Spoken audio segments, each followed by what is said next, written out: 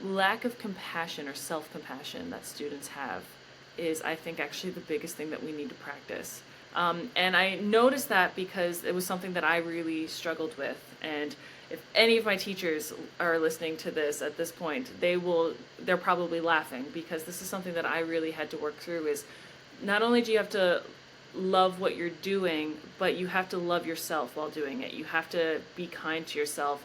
And something I'm noticing with all students is that because music and our playing is such a personal thing, we really tie our identities to what we do. So when you're going through a conservatory, or you're going through a school, or you're getting lessons, your teacher's specifically there to help get you to that next level. And usually that comes with critique of your playing. And so then people then translate that into critique of yourself. And then you are your own worst critic. So if you're constantly going through your own self, doubt, and then you're having a teacher saying like, okay, well, you should try this, or you really need to work on this, it all just kind of translates into your head as like, I'm not good enough, or I'll never do this, or just, thoughts that can really be degrading to what you're doing and just not productive. So something that I actually talk to a lot of students about one-on-one is, and maybe I'm paying this forward from lessons that some of my teachers gave me, but be kind to yourself. If you love what you're doing, remember how you started doing it. Hi, you're listening to Conversations with Musicians with Leah Roseman. This podcast strives to inspire you through the personal stories of a diversity of musicians with in-depth conversations and great music that reveal the depth and breadth to a life in music. Hilary Sims is a virtuosic Canadian trombone player with the esteemed American Brass Quintet and is on faculty at the Julliard School. She performed as a soloist a couple of times with my orchestra, Canada's National Arts Centre Orchestra, and you'll hear us talk about the arc of her career so far as a chamber musician, soloist, educator, and busy freelancer. We decided to delay the release of this episode slightly in order to include a wonderful recent recording of the American Brass Quintet, a movement from David Biedenbender's wonderful work, Sacred Geometry. This is the first recording of the group with Hilary performing, and you'll find more information and links in the show notes of this podcast. Hilary's warmth and love of music comes through in this candid interview, from her childhood in Newfoundland to playing on the world's biggest stages, and also the unusual situation she found herself in when her engagement to her husband became a viral sensation in China.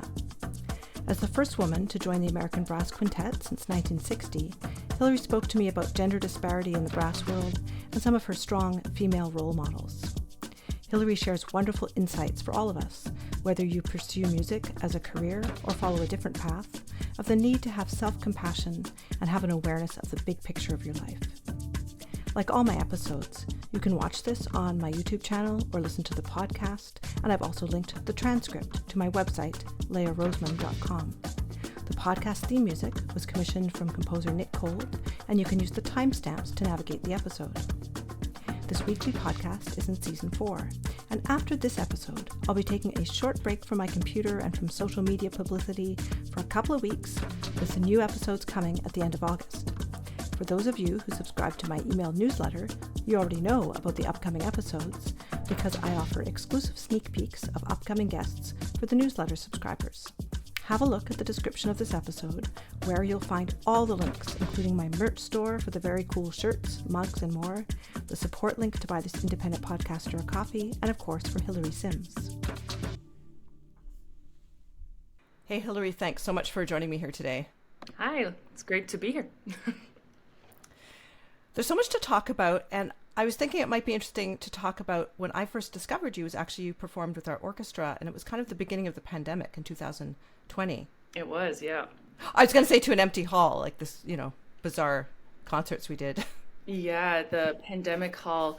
I actually remember getting that email. It was over the summer. I was in Newfoundland because I had traveled home to be with my parents during the pandemic because I was still a student. And I got this email, and it was from your personnel manager saying, we would love to work with you because you're one of the 30 under 30 classical musicians that CBC announced. And I just remember reading this and thinking, wait, so like it said solo opportunity. And I emailed back, I was like, do you want me to solo with your orchestra? And then they're saying like, yes, like that's exactly it. I was like, oh my God. And I freaked out. That was a really great experience, but it kept getting postponed because of the pandemic. So the first performance was the Tomasi concerto, right? Yeah. Yeah. Because you've played with us several times, and that performance is still available online, and I'll link it to this episode so people can just click on that. Yeah, that one is still online, which is both a terrifying fact and also amazing. But the Tomasi was the first, and then I played for your Canada Day celebration in 2022, and I did the David concertina for trombone, and then the Elizabeth Raum romance as well for that performance. Yeah, good times. So the Tomasi concerto, it really explores the range of possibilities of the trombone. Mm-hmm. Yeah, it's actually part of our standard rep now, but it's not an easy piece to play for a lot of students. So to really kind of master the nuance of the characters and the style is incredible. Not to mention just the range that the piece explores. It's quite a feat, and it's one of my favorites actually. So I was super excited that I got to play it with NACO. Did you get to pick the rep for that concert? They mentioned a couple of different. I did pick the Tomasi for that. Yeah, I'm trying to remember now. I'm getting fooled up with the David performance and then this performance. Yeah. But yeah, no, I chose the Tomasi for that one. Well, for me, I have to say, it was a very scary time in the pandemic, and we had all these very strict rules. Of course, we were wearing masks. And as a string player, my first reaction was, what, we're getting a trombone player, like, going to be blowing right in front of us? I was worried about getting sick. But then, of course, it was so great. And I thought, why don't we have trombone soloists all the time? It's a fantastic solo instrument. Well, I'm happy I persuaded you to the other side of that. Actually, from my perspective, I was living in Newfoundland, and because Newfoundland's an island, they had very strict rules at that point of coming in and out of the island and then isolating because of all the COVID protocols that were happening. So for me to do this performance and to fly to Ottawa, when I came back, I had to isolate for 2 weeks and not see anyone. So it was kind of a risk for me too, and this was also before all the vaccines happened. So It was like, okay, this would be amazing to do for my career and just the experience. And also during that time, like I was a student, I was a DMA student online. So to me, it was like, oh, like, am I ready to do a performance like this? Because that was my first time in front of an orchestra, and it was. It was so exciting, but at the same time, there was a lot of trepidation about, should I be doing this right now? Should I be traveling? Will I get sick? We're not vaccinated. At the time I was living with my parents, I was like, I might get them sick. I have to isolate. Can I do? There were so many factors, but I am so happy that it happened, that I did it, that it's out there still. Performing to an empty hall and being told, when you finish, look at that camera over there and bow. Being like, okay, yes. No, it was a great experience overall. So you're a member of the American Brass Quintet. Yes. And as part of that, you teach at Julliard. Yes, accurate. So how big is your role as an educator at Julliard? I'm curious. Yeah, so right now I am on faculty for trombone at Julliard. So if a student chooses to study with me, they'd be in my studio. Since I'm new there, I don't have much of a studio there right now. So I primarily teach in the chamber music section. So the American Brass Quintet, they're artists in residence at Julliard, and then through that we are faculty members, and we run the American Brass Seminar at Julliard. So all brass students will actually come through the seminar and do chamber music. You don't do chamber music with any other brass faculty, it's with ABQ. So I actually get to teach all of the students in the brass program and not just trombonists because of this seminar. Okay, very cool. Yeah. I really love brass music. In fact, we had a brass quartet at our wedding. Oh, cool. And who played there was Karen Donnelly. I've been a friend of hers for 30 years. Karen Donnelly is a personal hero of mine. I love her. She's so good. And she was featured on this podcast back in season 1. Oh. And we talked about the Canadian Women's Brass Collective, which was fairly new at the time. And you're involved with that as well. I am, yeah. I'm on their artistic committee. But my primary role with the committee is actually doing a lot of their social media outreach stuff. Yeah. No, it's a wonderful initiative that they've started. I'm so happy to be a part of the work that they do. Mm-hmm. So I'm curious about your audition process. I read a little bit about it for the American Brass Quintet, because it's not like an orchestral audition, obviously, for chamber music. It really isn't. My story is kind of funny in that the American Brass Quintet, they only, if you're a part of the quintet, you have to be in New York. So when they were first looking for a trombonist, at the time, it was a little iffy, mainly because my predecessor, Mike Powell, fell ill and he could no longer play. So they were wondering, like, oh, should we actually be auditioning for this position? We're leaving it open for him. Should he come back? Like, there was just a lot of unknowns at the time, but they did decide to audition at the end. And when they did, they only chose people in New York. So I was on a brass quintet tour with another group, and after the concert we went down and had supper, and they were all talking about, oh yeah, like I hear they're auditioning for trumpet and trombone, and their trombone position, like I guess they're going to be filled. I have a friend who's doing this. And I was like, hold up, someone fill me in, because I had known Kevin and Rojak, the trumpet and bass trombone player, because they were on faculty at the Colorado College Summer Music Program, where I went for 3 summers in a row. And I loved playing with them, and in the back of my head, I always said, like, man, that would be a dream job. If that position ever opened up, I would love to be in the American Brass Quintet. And I'm a bit of an opportunist, so as soon as I heard this, I was like, what? I want that job. I want to be considered. I can't believe they're in their finals already for these positions. So I emailed Rojak, and I said, I just found out you guys are auditioning. Any chance you'd consider me? I hear you have to live in New York. I'll move. Like, tell me what I got to do. I would love an audition. And he wrote back very respectfully saying, we're in the finals already. We're listening to 2 people this week. We did consider you at first, but you didn't live in New York. At this point, we're so far in our quest to find a trombone player that it won't work out this time. So I was like, well, at least I tried. This was in December, early December. And then I went to Newfoundland for Christmas. And on Boxing Day on December 26th, so like 3 weeks later, I get this email saying, can you be in New York the end of January? And here's all the rep. And I remember looking at the rep, and it was like, if I printed it out, it would have easily stacked like that high. There was so much rep. And of course I said, like, yes. I gave them my available dates, and I think my audition date was like January 28th or something. So I had basically a month to put together this rep, but it only kind of solidified within like 3 weeks. And I went in, I flew to New York. My husband came with me, and we were living in Evanston, Illinois at the time. We flew to New York. Went and saw some Broadway musicals, tried to get all the nerves and shakes out, and then I auditioned. It's a very long audition because we played through a lot of the rep. There was a lot of talking, and that was like a Monday, and on Thursday I was back in school at Northwestern, and I get this call saying, so here are our tour dates for the rest of the season, like, are you available? And I was like, wait, did that mean like I got the job? And he was like, well, like your trial period starts now. So I was like, oh my God. So yeah, then I started my trial, and I played with them from March till the end of May and did like 6 or 7 tours. And by May, they gave me the official thumbs up. I'm in the American Brass Quintet.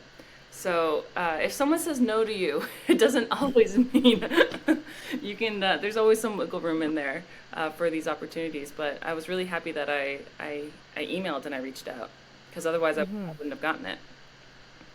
And I understand as part of this audition, you had to learn new rep with them. That was new to them as well? Yeah, so that was actually part of my trial, because the American Brass Quintet, they commissioned so many new works. It's part of their mission as a quintet that being able to get a new work and work with it, with the group, workshop it, and then premiere it, and like put your own sound into their sound and really master that. That's a part of their whole audition process as well. So the piece that was given to me to premiere was Anthony Barfield's Samsara, and it's actually like one of my favorite pieces now to perform with them, just because I took it very seriously, obviously. and like really studied the work before we started workshopping at rehearsals. But yeah, so that was a part of my trial, was to workshop and premiere that, and it was a wonderful experience, and meeting the composer as well was great. Yeah, it's a really exciting group to be a part of, just within the work that they do for the brass quintet community and the repertoire that they're putting out there. It's just unbelievable. So yeah, no, I'm super happy that it's all worked out and that I passed their audition. So a lot of brass quintets have a tuba instead of a bass trombone, correct? Mm-hmm. Excuse my ignorance, but can the same rep be played on both? Like, how far is it in range? It's, I mean, the range is the same, if not similar, but it's more about the sound of the quintet. So, I mean, tuba has this all-encompassing sound, whereas the bass trombone can blend a lot more with the tenor trombone and just really have that like, it's like I almost call myself like the overtones for Rojak whenever we play and we have these octaves. It's just a completely different sound, and it's what the American Brass Quintet has always stuck with. They started with the bass trombone player. They liked that sound. Eventually down the road, John Rojak got into the group, and that's it. He's just been in the group, so he's not going to switch to tuba. They're not going to throw him out and get a tuba player. This is just the sound of the group, and it's very neat. It's a different color. I really love it. It's great. Mm-hmm. Is there a bit of an attempt to have more inclusion of women and non-binary composers in the commissions? I mean, the answer is yes, but they also have been commissioning women before it kind of became a woke thing to do. We just recorded Jennifer Higdon's Book of Brass. They had Jennifer Higdon write this massive piece for brass quintet, and it's beautiful. It has 4 chapters. They're not movements. She calls them chapters, and it's you can play them in any order you want. They're actually pretty phenomenal. When that recording comes out, we only did it just this week. There will be video content too. It's really great to see it and to hear it. It's an incredible work. I can't really vocalize how cool it is, but yeah, I mean,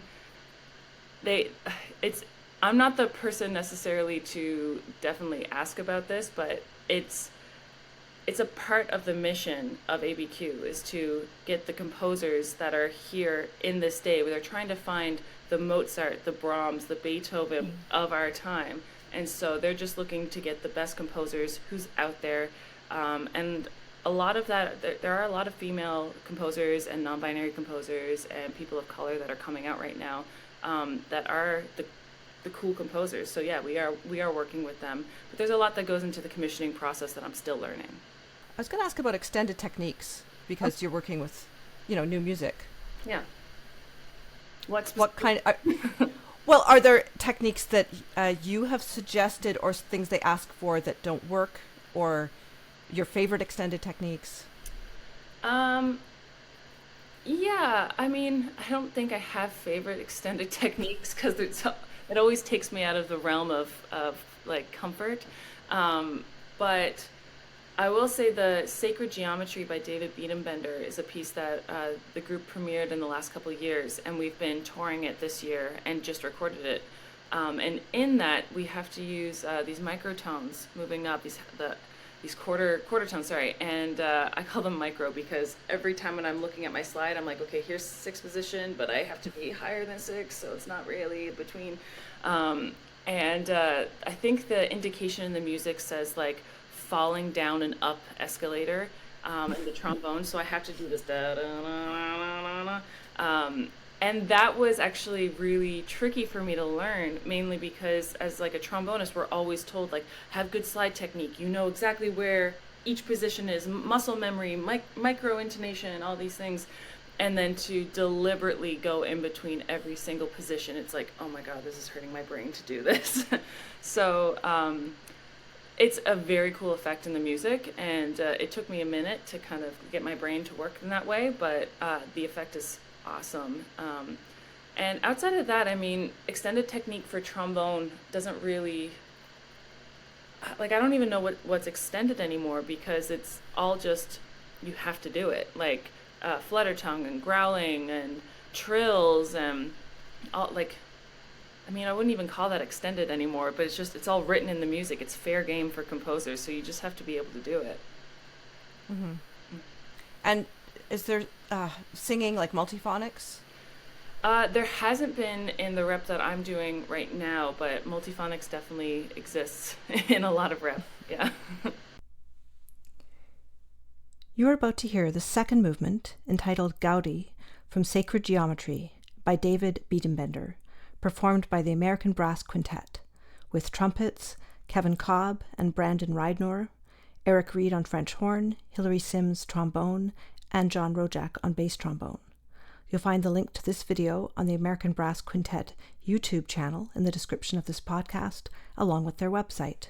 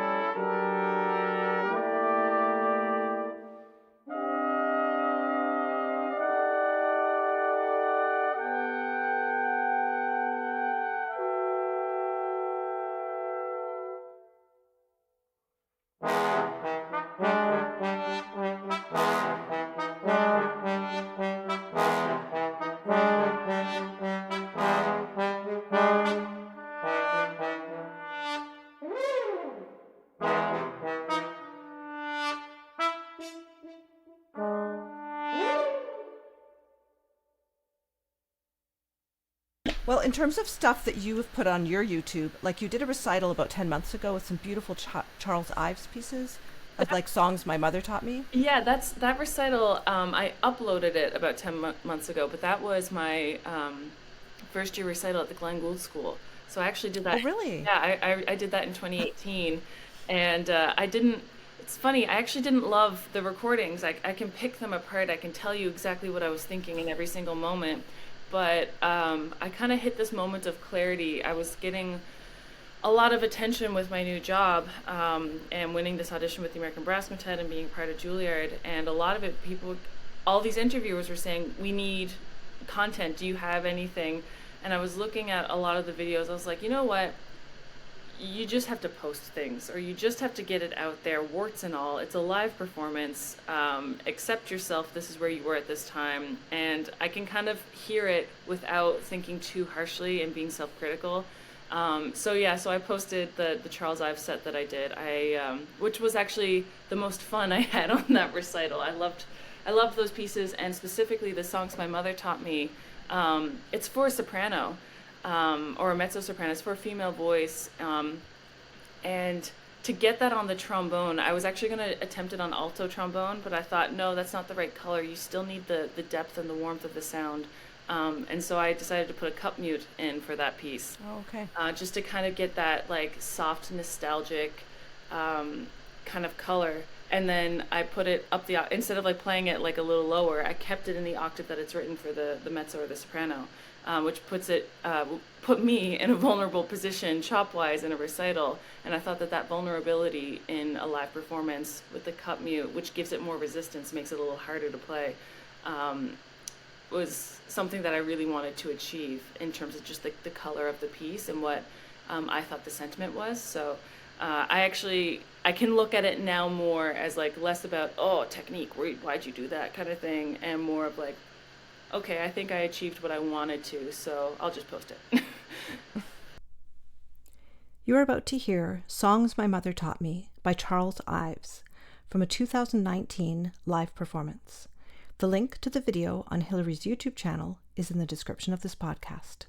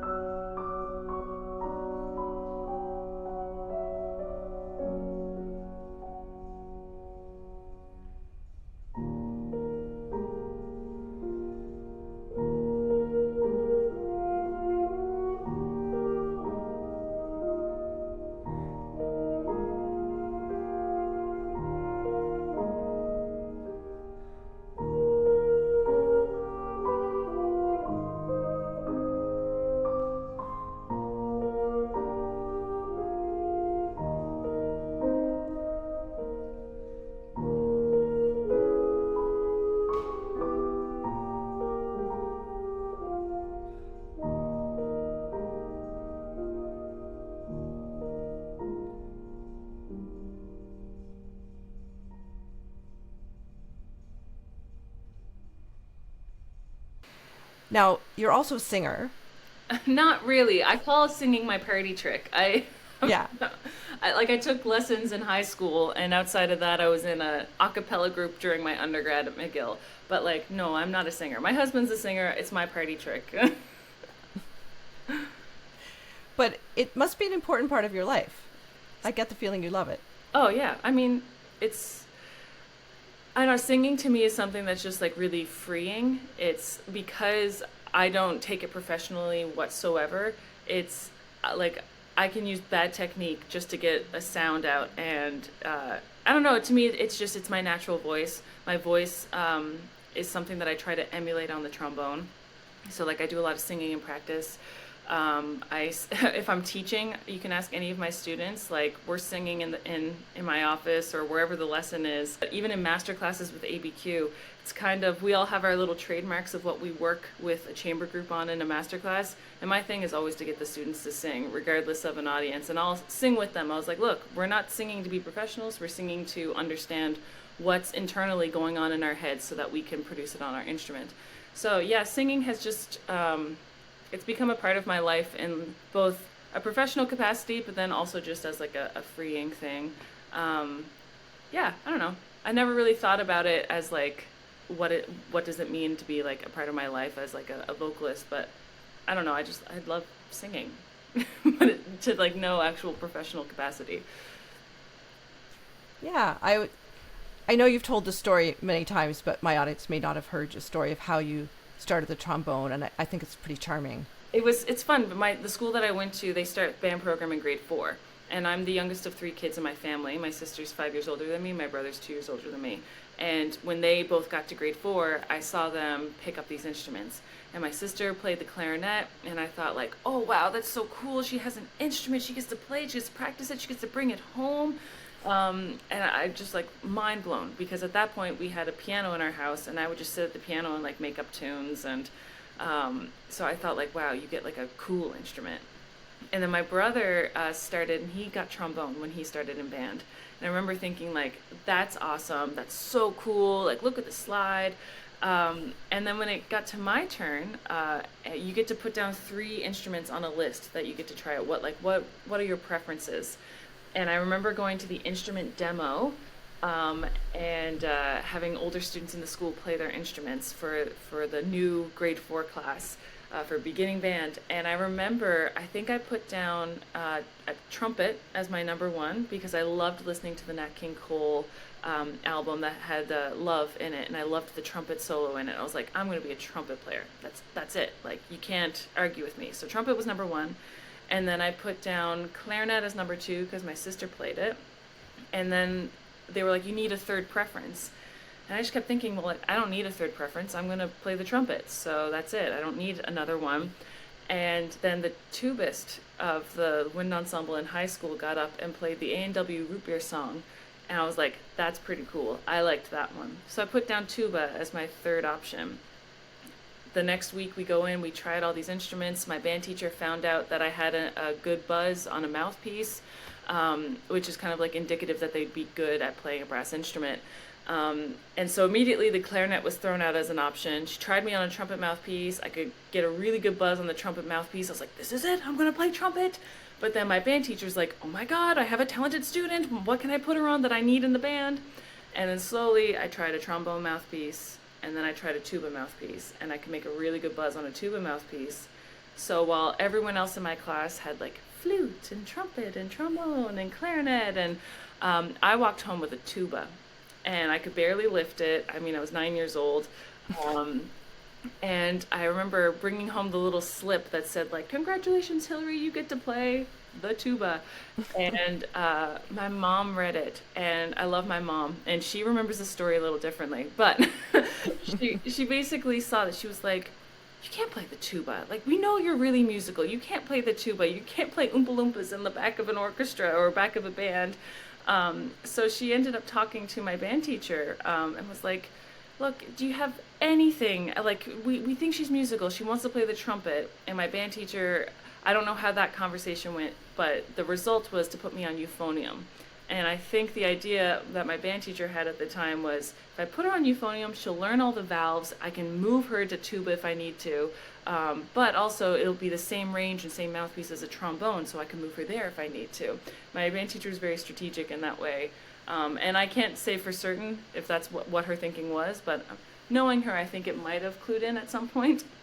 But yeah, I started on euphonium and loved it. I got all the counter melodies in the band, and I just thought like, oh, this is where I should be. This is amazing. It's better than the trumpet. And then my band teacher needed a trombone player. She was like, I need someone like strong who can play loud in jazz band. And I said, oh, cool. Like, is euphonium in jazz band? She's like, no, I need you to switch over to a trombone. I was like, oh, cool. I get a second instrument. She's like, well, no, I need you to solely be on trombone because I'd add you to the wind ensemble as trombone. But I play euphonium. I can't be euphonium and a trombone player in the same band. And that's when grade 7 Hillary found out she was no longer playing the euphonium. And it was the one time that I actually like cried over like not being able to play my euphonium. And I told my teacher, I was like, please keep me on euphonium. It's like, nope, we need a trombone player at this point. And so I lost that battle and decided to make a career out of it. So that's like the very long-winded version of, how I got started on the trombone. I never wanted to play trombone. That was what my brother played. I was supposed to play the tuba, but I wanted to play the trumpet. So the euphonium's like a small tuba, and it's just used in some repertoire, like more concert bands than orchestras. Do you know why that is? I'm sure there's a very logical reason, and I just don't know it. But the most logical reason that I would have is that the euphonium is a relatively newer instrument. It was used in brass bands in England and all that stuff, way before it ever came into like the orchestral realm. So you only see it in works like Holst the Planets, and I think Strauss uses it at some point. So like later period, we'll see the euphonium based on these brass band colors that you could get. But I know someone in your comment section will definitely tell me the history of the euphonium, and I'll educate myself probably after this. But I would say it's probably just because it's a little later in the game in terms of when the euphonium was made, became popular, could be situated in an orchestra. So a lot of the repertoire that's written for a euphonium is in band music. Yeah. It's interesting if you think about it, things like the saxophone. Like there's very limited repertoire where suddenly there's a saxophone. Yeah. Yeah. Yeah, I think the euphonium falls in the same camp. Yeah. Yeah. So most of my audience are not living in Canada, and they won't know what Newfoundland is or what it means that you're from there. Wow. I could talk for an hour and a half about Newfoundland, so you might have to cut me off. Newfoundland and Labrador is a province in Canada. It is Labrador is attached to Quebec and is kind of like a part of the mainland. And then Newfoundland is the island, and it's very much not the mainland. And the fact that I call Canada the mainland and Newfoundland the island is pretty indicative of how Newfoundlanders think. I'm an islander through and through. I mean, what would you like to know about Newfoundland in particular? Well, my sister lives in Newfoundland, and I've been there a few times, but it's very, like, you didn't join Canada till what, 1947? 1949. Okay, yeah. There we go. Ignorance. Like I said, I can talk forever about Newfoundland. And actually, when they voted for Confederation to be a part of Canada or not, the vote was 51% to 49%. So half of the then country didn't want to do it. But it was just that pesky 2% difference, and we joined Canada. So it's very interesting to know that in 1949, which is still, a part of, there are still generations that remember that day, that we almost weren't a part of Canada. Like we were our own country up until 1949. That's kind of crazy to think, but yeah. When you go to Newfoundland, there's such a distinctive culture and color of people, and just in terms of personality, and you kind of get the vibe that they were left alone for a while by themselves. Yeah. Hi, just a short break from the episode, which I hope you're enjoying so far. I wanted to let you know that I have a new way you can support this independent podcast. through a beautiful collection of merch with a very cool, unique, and expressive design from artist Steffi Kelly. You'll find that link in the description of the episode. If you want to check out over 100 episodes you may have missed, in addition to your podcast player or YouTube, I have an extensive website, leahroseman.com, with show notes, transcripts, the complete catalog of episodes, and you can sign up there for my weekly newsletter to get access to sneak peeks of upcoming guests.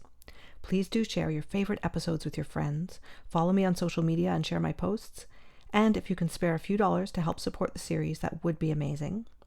You'll find that link in the show notes along with the merch store. I'm an independent podcaster and I really do need the help of my listeners. Now, back to the episode. I found it interesting when I was researching you, Hilary, that your aspirations as a young trombonist were to play chamber music and be a soloist, not so much to be in an orchestra. Yeah.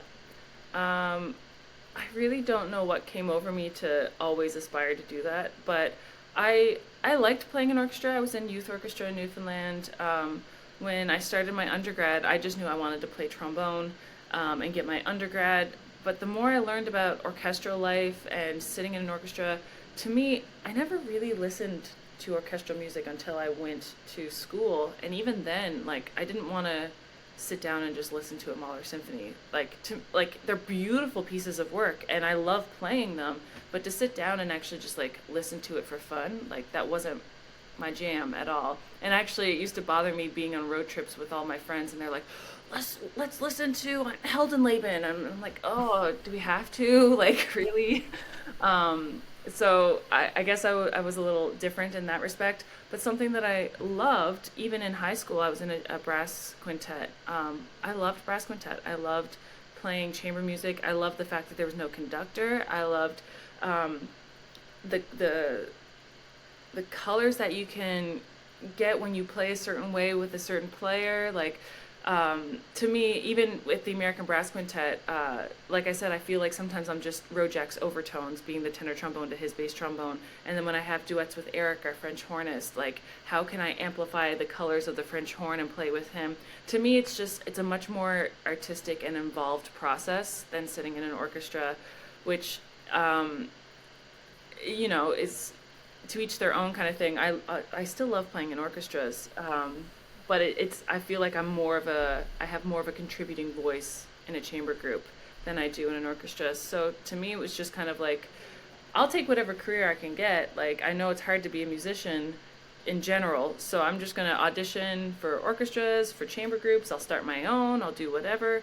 But I was very, very fortunate in how I was trained throughout my many degrees, just on technique and being a trombonist and how I fit into whatever ensemble I'm playing in. So yeah, I was trained in orchestral repertoire, I was trained in chamber music, I was trained to be a soloist, and I think that really kind of helped shape my aspirations of what I did want to become. I just knew that I loved chamber music, so if there was ever an opportunity, I would jump on it. And in the brass world, there aren't many opportunities to have a full-time job in a chamber ensemble. So you either have to create your own on the side, or you get into the American Brass Quintet, Canadian Brass, or one of these. So I'm very lucky in that respect. But from a very early age, I knew that I loved playing solos because I felt like that was where I could really sing and be myself. And I loved chamber music. I loved playing with my friends. I loved just making fun, cool sounds and having it on our terms. And there's no real classical format to a lot of the things that we could do. And yeah, I don't know. It to me was just I had a more artistic process to it, and I loved that aspect of it. So yeah, I always aspired to do that. I still play in orchestras. I like freelancing. It's super fun to me. But yeah, it just in terms of where I went with my career, that's where I ended up. Mm-hmm. Yeah, and when you were in high school, you actually played in a master class for Doug Burden, our former bass trombone player. I did, yeah. He asked me to ask you about that because he was actually featured on this podcast. So for trombone nerds out there, they might want to hear that interview. Right. Gosh, yeah. So when I was in high school from, junior high, so grade 9 to grade 12, I studied with Dr. Karen Bulmer at Memorial University of Newfoundland. And so I would actually skip school to go to university and go to master classes for their low brass class, and then Karen would teach me after those classes or before those classes. And slowly during so those 4 years from grade 9 to grade 12, I actually was kind of doing like a mini undergrad in performance practices, which was really cool. And I owe a lot to Karen for allowing me to do that. I mean, I was just a high school kid. She like welcomed me into her universe and really exposed me to a lot of different performance opportunities. But one of them was when NACO came to Newfoundland, and Mr. Burden gave a master class, and it was for the students at Memorial. And Karen was like, well, would you like to perform? And to me, it was like, wait, really? Like, this is for them. Like, are you sure? She was like, yeah, like, I think it'd be really good for you to get that performance experience. So I freaked out, and I was so excited to do it.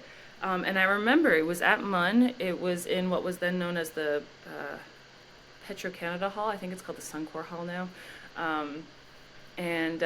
Yeah, I played the Schulich piece for him, which the Stefan Schulich, Vox Gabriele is the name. Anyways, I played that. It's an 8-minute piece, and all I remember was Mr. Burden smiling, just like the whole time. And to me, it was just like, are you smiling because this is funny? Are you smiling because this is okay? And I mean, I was a very green player at that point, so it's not like it was amazing, but I think he saw something in my playing at that point that he could work with.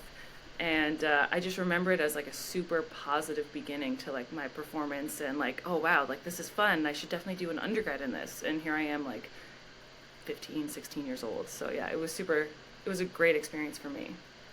I hope he remembers it the same way. Yeah, I'm sure he does. So I also went to McGill for my undergrad. Oh. What was your experience like there? I was at McGill from 2012 to 2016, and I had a great time. I learned how to play the trombone. I was in the McGill Symphony Orchestra. I was in an a cappella group on the side. I really had a good time. It was fun living in Montreal, and a lot of the friends that I had during that time, they're still my friends now. My roommate actually was, he was a bridesmaid at my wedding a couple of years ago. So yeah, I had a good time at McGill, yeah. And I was curious to ask, Gord Wolfe is one of your mentors in Toronto? Yep. Do you want to speak to his teaching and how that's impacted the way you teach? Yeah. First off, Gord Wolfe is like hands down one of the best teachers in the universe, if you ask me. I learned so much from him, just from him being a mentor to me, and not only just teaching trombone. And the way that he teaches, he's so into the music. He gets so excited by the characters, even just in an excerpt. I have like lesson recordings where it's like the most mundane excerpt that we have, and he's like, play it like this, and he's just so enthusiastic, and he really kind of helped change my mindset about what I was doing. When I started at Glen Gould, I wasn't necessarily sure if trombone and this music life was what I was gonna do. Like, I was questioning it a lot.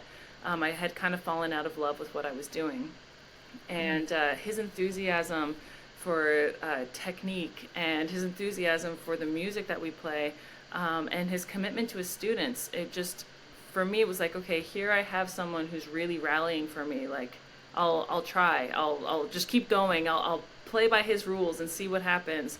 And I ended up falling in love with music again, and with trombone, and that was just even in like the first 4 months of me studying with him. After that, like, he was a real coach to my career and setting me up for success. And I owe a lot to Gord, and if I still have questions, I'll reach out to him about certain things. But I think the fact that he was such an advocate for me, and he really supported me, made me, as a teacher now, it's like I can zoom out of what the student is going through right now, and can kind of help give them a perspective based on what Gord has worked on with me. It's like, what you're feeling right in this moment matters, but in the grand scheme of things, this is a bad day. Why don't we just treat it as a bad day? We'll close the chapter on this book, and let's move on to another chapter. And that was something that I thought Gord was really good at, helping me kind of to prioritize a larger picture. Yeah, that's fantastic. Yeah. Yeah, it's interesting with burnout because with music, it requires such sustained effort over such a long time. Yes. Yes. With no guarantee of success. Yes. And we're taught at a young age to hustle and you network and all, like there's just so many pressures on top of, just perfecting your instrument. So yeah, burnout is real. And at that point I was coming out of my master's, and joining the community at Glen Gould was probably the best thing that I did in terms of school. I did a lot of great things, and I'm really happy about where I went to school. But that was, if I was to say like a turning point in my career, I gained a lot of confidence working with Gord and being in that community. Yeah. But at Yale, for your master's, you met Ricky, your husband. I did. Best part of my master's. Yeah. No, I met my husband at Yale. Yes. Yeah. He's an opera singer in the program there, and obviously I was a trombonist, and yeah. And are you willing to share the story of his viral fame and how that affected you? It's pretty fun. I mean, sure. What would you like to know? Well, I've heard you tell the story, but not everyone will have heard. Right. So I was a year ahead of Ricky in our program at Yale. So I was in the 2-year master's program. I was in my second year. He was in his first. We met and we were together for that year, fell in love, la la la la la. The year after, when he was doing his second year at Yale, that's when I started at Glen Gould. So we were going to be doing distance from Toronto to New Haven, Connecticut. And he was with me in Aspen, actually. We were both there for their summer music program. And he got this call and was like, Mr. Ricky, would you be interested in being in a new television show in China about opera singing called Super Vocal? And at this point, Ricky was like, I'll take whatever opportunity, sure, what is this? And they flew him to China straight from Aspen. So I was like, okay, bye. And I think they did like a week preview of like what filming could look like. It was kind of like a tester.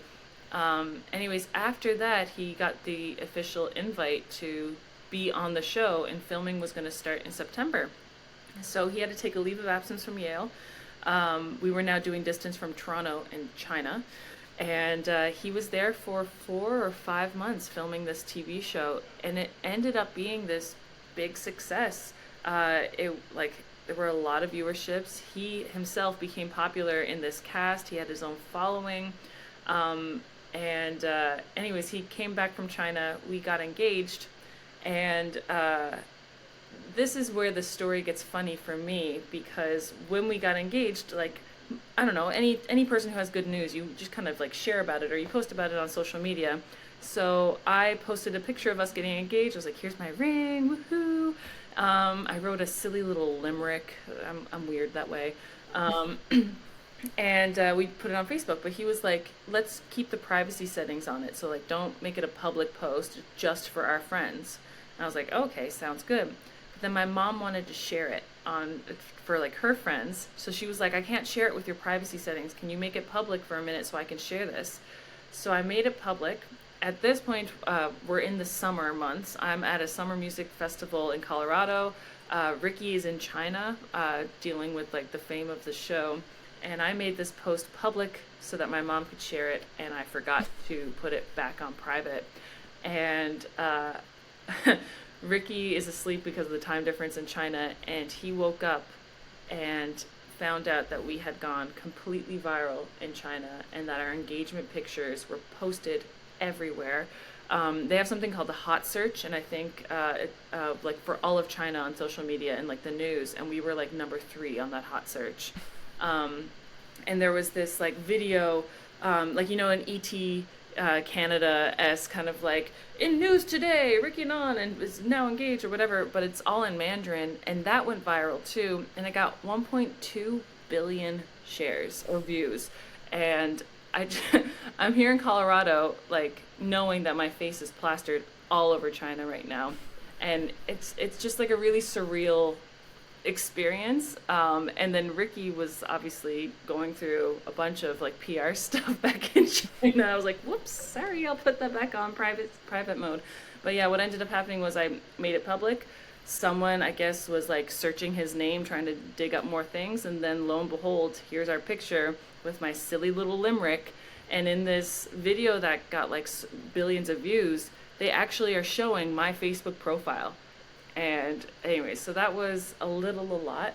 But since then, I mean, it's been really cool knowing that he has this, like, I call it his little secret life, but he has this fame in China, and then we're living here in New York, and he gets recognized when we're on the street. Or when he was visiting me in Toronto, we were just going to a Starbucks, and I had kind of like, you know, my hoodie grunge look, and someone came up to us and like took a picture of us together and with them, and like he just gets recognized when we're on the street. Not all the time, but there are definitely devoted fans that will approach him, and it's weird. I mean, I play trombone, and that's basically my life, but he's this pop star in China, so it's very interesting, but it's fine. It's good.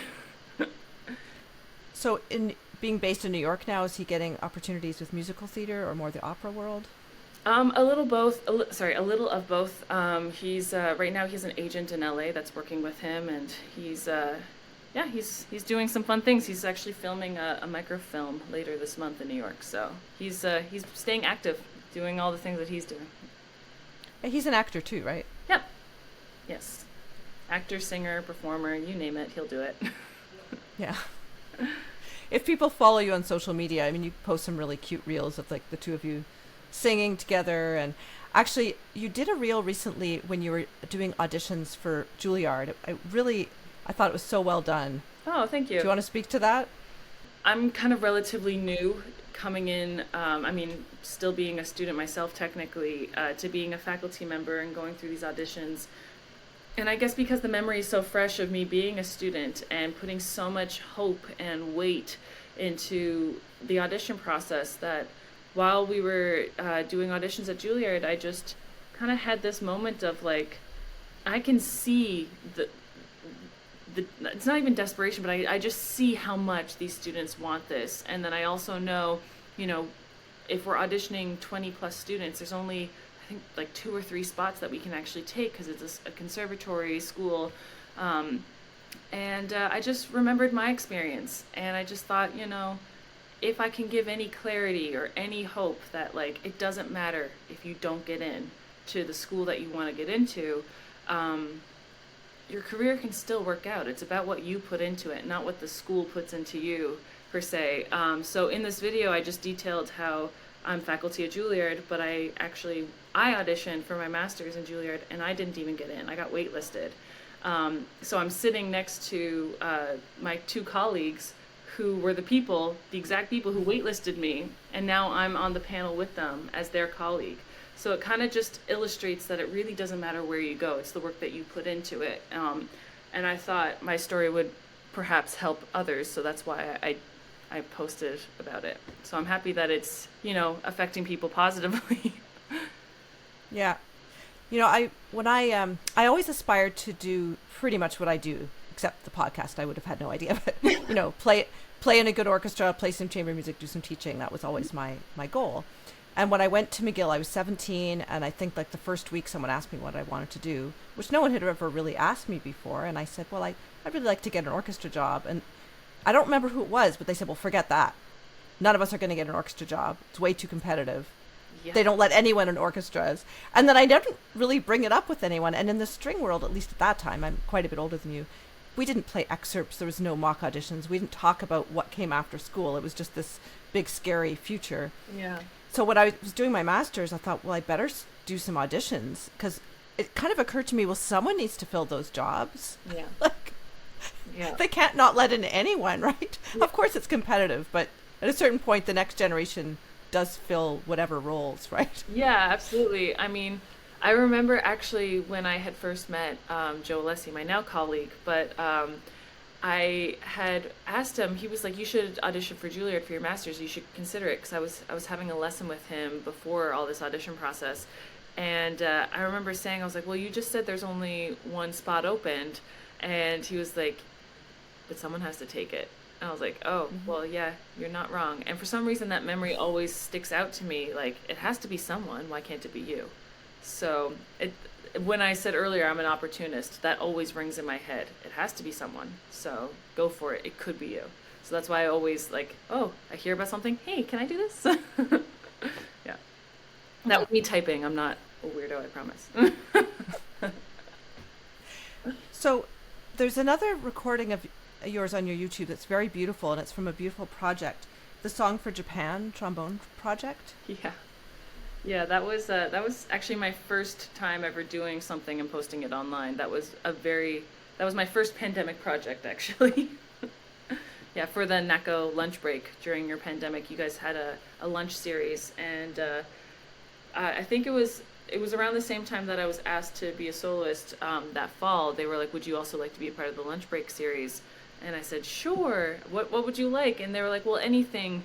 You can use accompaniment for piano. You can do all this stuff.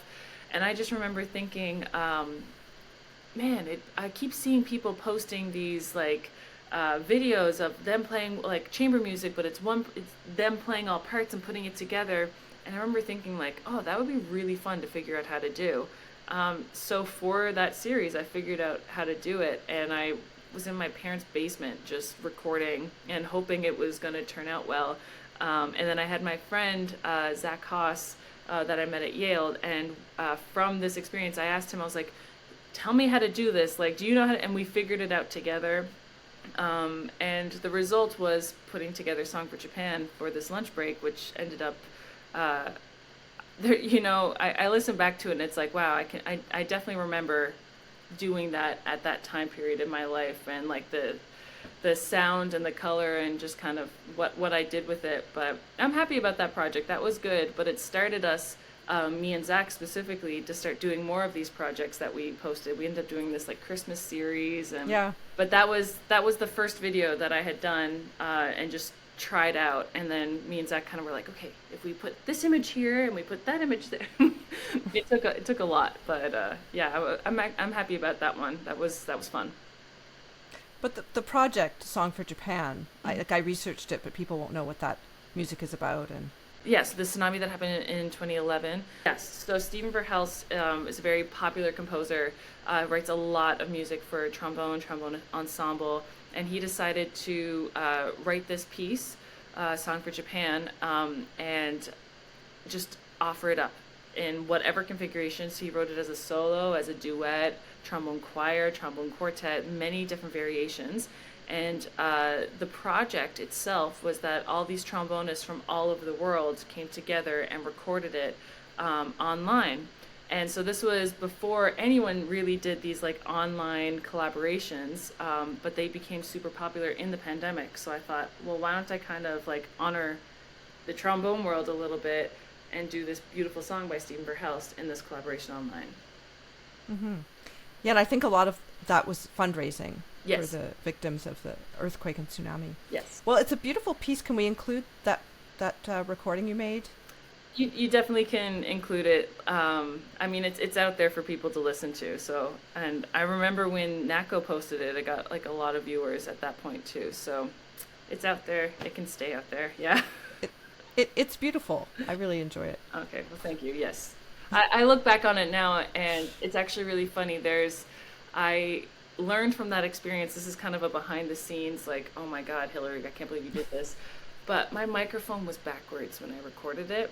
So there are like certain like sounds that I hear. Like at one point, like my mom is upstairs making a cup of tea and I can hear the spoon clinking in the mug. Like it just picks up like all this other stuff. But that was my very first recording thing that I did online. And my microphone was backwards for it. So it picks up more of the room sound and not a direct sound.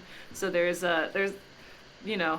I actually thought about taking it down at one point, but no, yes, it's out there. It's shareable. You can use it. Now you're about to hear the trombone quartet version of Song for Japan, composed by Stephen Verhelst, with all parts performed by Hilary Sims, from a video recorded in the basement of her parents' home during the 2020 pandemic lockdowns. You'll find the link to this video on her YouTube channel in the description of this podcast.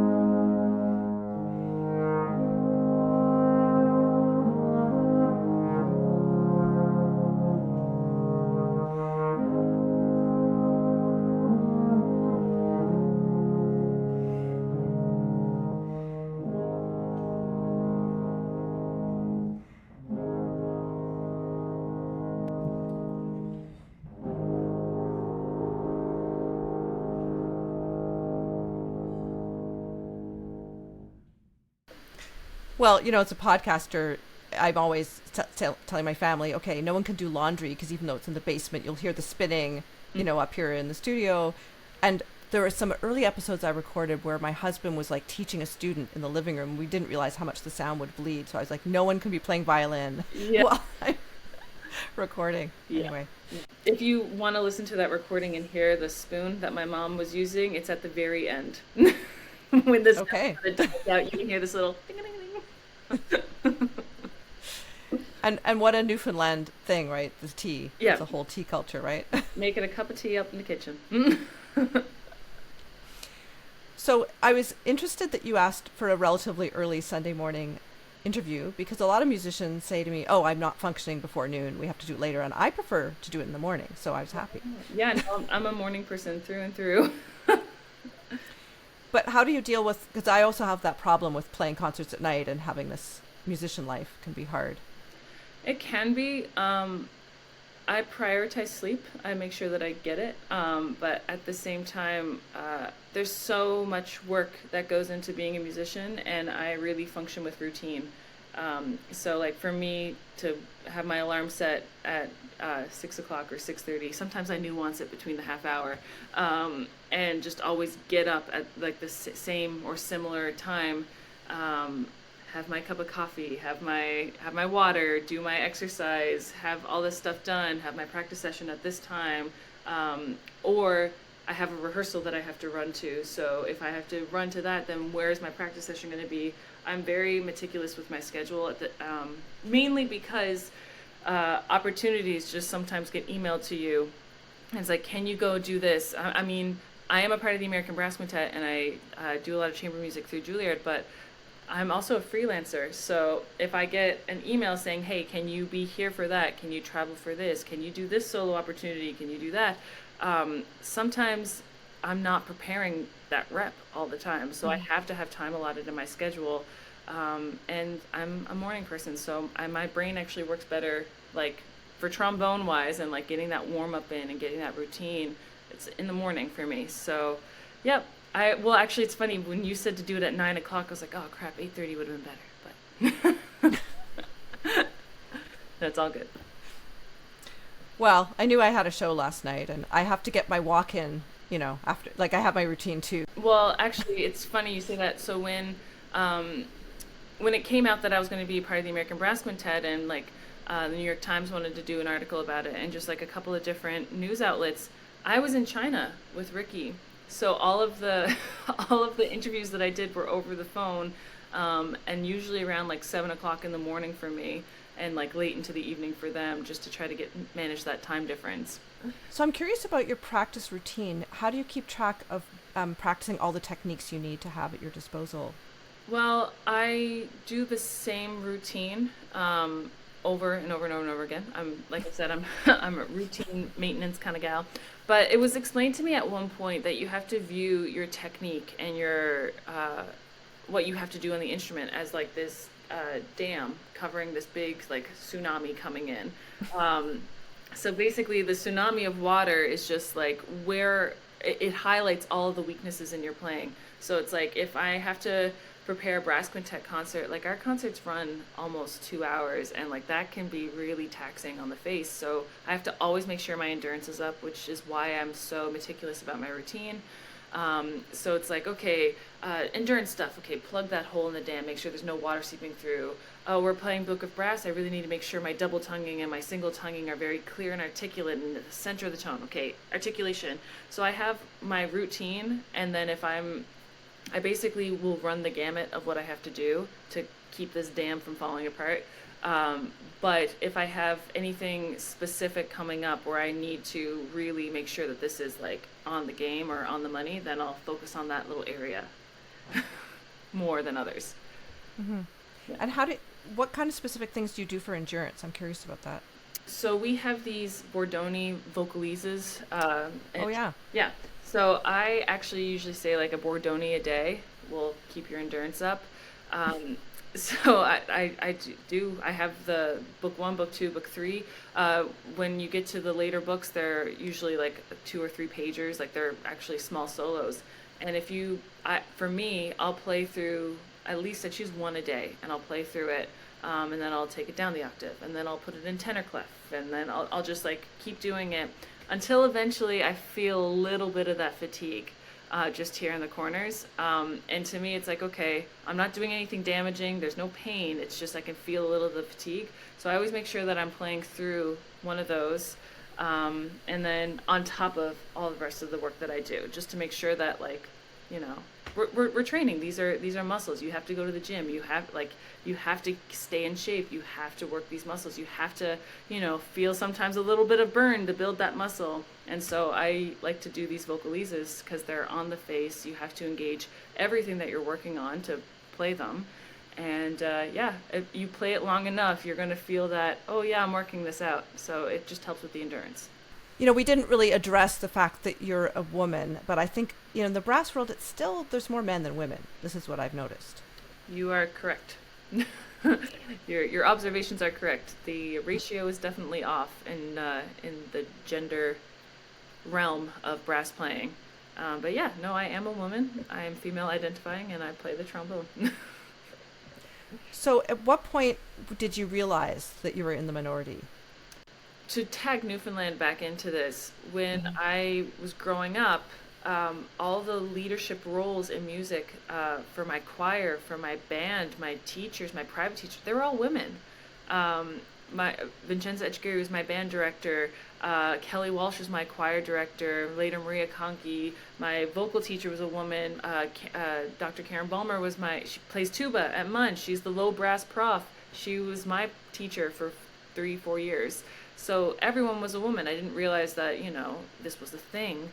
And then I went to McGill, and there were other women trombonists in the studio, but primarily it was all guys. And that was fine. That didn't really bother me too much. No one treated me differently. But it was my first year, after I just completed my first year at McGill, I went to a summer program, and it was the first time I went to a summer program, and I was the only girl. In a studio of like 22 guys and a male prof, and I started realizing that, like, people just assumed I wouldn't be able to play as well as other people, so that when I stood up and I did play and I was half good, everyone was always surprised every single time. And that eventually started to kind of weigh down on you. It's like, why can't you just assume I'm good? Like, we all assume you're good. But yeah, so it was, I think I was 18 when I first started really noticing it, and then it follows you throughout your career. Like you need to prove yourself. Oh, if there's only ever allowed to be one woman trombonist, that's cool or whatever, you end up being more competitive with the other women, which is like the exact opposite of what we need to be doing. We need to be encouraging each other in this business. But yeah, I had some life lessons learned along the way, but it's still very prevalent out there, that it is a male-dominated industry. And it's funny, I'm touring with the American Brass Quintet, and we do Q&As, and one of the questions, it's hilarious, people say like, oh, Kevin, the trumpet player, like, what was your favorite piece? Or, Rojak, what's the commissioning process? And then they get to me, and they're like, this is a question for Hillary. What's it like being a woman? It's like, well, you know, I have a period and I cry sometimes, but otherwise my experience is no different than anyone else's. Like, what? So it's one of these things. Sorry to be a little like blunt with that, but I'm just here to play trombone, and yes, I am a woman. And unfortunately, we live in a society where I'm a female trombonist, whereas my colleagues are not male trombonists. So gender shouldn't play a part in any of this, right? But it does. So once we can kind of take gender out of it and we just say, oh, she's a trombonist, they are a trombonist, he is a trombonist, whatever's a trombonist, then I think we've made some progress. But yeah, right now I'm a female trombonist. Yeah. And in terms of being a role model and mentor, have younger women talked to you about what it means to see you in your role? I have had a lot of younger students reach out to me, and it's been very humbling experience. I mean, like I said, I just like playing my instrument. I like playing it well. I like doing what I can, and I didn't realize that by me getting the job that I got. Like when you get a job, you're like, woo, I'm employed. You don't really think about the social, political aspect of how other people might view you. And it's been very positive, I will say. And I'm very humbled, and I understand that, being in a leadership position does have a bit more of a role to kind of make sure that you are still being seen, you're still being heard, and you're representing well and trying to be a role model. Like I said, just trying to play trombone, but I am a bit more conscious about, people raised and broke the glass ceiling way before I ever played trombone. I'm following in their footsteps, so it's my responsibility to make sure that people following in my footsteps also have that equal opportunity. So it's like, I think I read it was a quote somewhere. It's like, it's great to break the glass ceiling, but it's only good if you actually put people in that elevator with you when you rise up. So I'm trying as best I can. I'm still new in my position. I'm still figuring out what all this means for myself, but yeah, it's been very, very humbling, and I respond to all the messages that I can from these students. So yeah. Mm-hmm. And you'd spoken about one of your mentors, Gord Wolfe, but also in Chicago, at Northwestern, Michael Mulcahy. I know you started your doctorate. Mm-hmm. Have you suspended that now that you're so busy? No, I am still a full-time student, but I'm okay. Yeah, I wear many different hats. I like to stay busy. No, I'm in the qualifying exam portion of my doctorate. So I finished all my coursework. Now I have to do these exams to be all but dissertation. So I'm in that area right now. But yeah, no, I studied with Professor Mulcahy while I was at Northwestern. And he's definitely become a mentor to me. I mean, I just, I look up to him in a way that, he's doing exactly what we're saying that needs to be done in orchestras right now. If you have a sub opportunity, branch out. Don't go for, the person that you've used for the past 20 years. Find out who's new in your city. Try to find some more diversity. Like, it's out there. And he has never hesitated in hiring me to sit next to him in the Chicago Symphony. I mean, I just went on a 3-week tour with them in Europe in January. So I've always appreciated that part of him. And he's always been a very strong champion of my career and just really mentoring me and making me see more significant details in music. And yeah, no, I had a great time studying with him at Northwestern. And yeah. Arguably one of the most famous brass sections in the world, the Chicago Symphony. Yeah. Do you remember the first time you played with them, what that was like? The first time I played with them was for Shostakovich 5. And I wasn't even supposed to play on that piece. I was supposed to do, I think, a Glinka overture or something. I forget. But it was winter, I think, maybe January or February or something, last year. And it was amazing. It was so cool.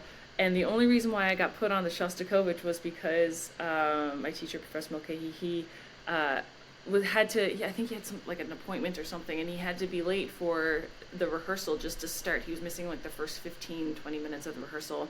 And he was like, if you're going to be there, can you quickly just sit in with the section and play? And I just remember being like, yes, I most certainly can. This is amazing. I'm here, in the middle, and Jay Friedman sitting next to me and Charlie Vernon sitting next to me. I'm like, I'm here. And we start playing Shosti 5, and I was like, okay, now I can understand why people get so excited with orchestras. This is so cool. And then, of course, Mulcahy walks up on stage, and I have to leave the seat. And he was like, did you get to this movement yet? And I was like, no. He was like, oh. And he called someone backstage to pull up an extra chair, and then I sat in the section with him next to me and Charlie, and then Jay was still there. I was like, this is even cooler. And at the end of rehearsal, I basically just doubled the second trombone part with him. And at the end of the rehearsal, he was like, you got the gig. And I was like, what does that mean? He was like, do you want to just play in this section for this piece as well? We could always just use a bit more power. And in my head, I'm thinking, Chicago Symphony trombone section does not need more power. But anyways, this is what I mean. He was a great mentor in that he always created opportunity for me. So that was my first concert, was getting to sit in that section with them. So cool. What a great story. Mm.